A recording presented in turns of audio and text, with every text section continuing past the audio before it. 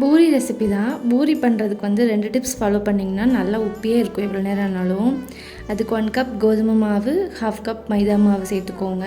ஃபுல்லாக மைதா மாவில் சேர்க்கும்போது பூரி வந்து ரொம்ப உப்பியும் வராது, வெள்ளை வெள்ளைன்னு இருக்கும். அதுக்காக கோதுமை மாவு சேர்த்துக்கிறோம்.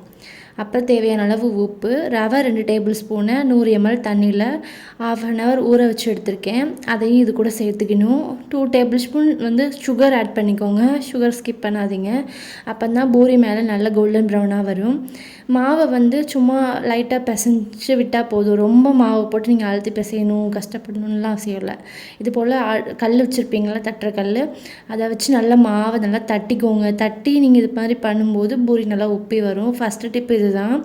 அப்புறம் வந்து உருண்டைகளில் வந்து விரிசல் எதுவுமே இல்லாமல் நல்லா டைட்டாக அழுத்தம் கொடுத்து உருட்டிட்டு பூரி வந்து நல்லா திக்காக இருக்கணும். ரொம்ப லேசாக பூரிக்கு வந்து தேய்க்கக்கூடாது. கொஞ்சம் திக்காக இருக்கிற மாதிரி தேய்ச்சிக்கிட்டிங்கன்னா பூரி நல்லா உப்பி வரும் புசு புசுன்னு. சுகர் போட்டிருக்கிறதுனால பாருங்கள் மேலே நல்லா கோல்டன் ப்ரௌனாக இருக்கும். சுகர் போடும்போது நீங்கள் வெறும் பூரி சாப்பிடும்போது கூட அவ்வளோ ருசியாக இருக்கும். சுடும்போது நல்ல மணமாகவும் இருக்கும். கண்டிப்பாக இந்த டிப்ஸ் ஃபாலோ பண்ணி கல்லை வச்சு தட்ட மறந்துடாதீங்க. அதுக்கப்புறமேட்டுக்கு நல்லா டைட்டாக மாவை வந்து பிசையுங்க. இந்த 2 டிப் ஃபாலோ பண்ணிக்கோங்க. பூரி வந்து நல்லா திக்காக பிசைஞ்சிட்டிங்கன்னா சூப்பர் டேஸ்ட்டான பூரி வந்து ரெடி ஆயிரும்.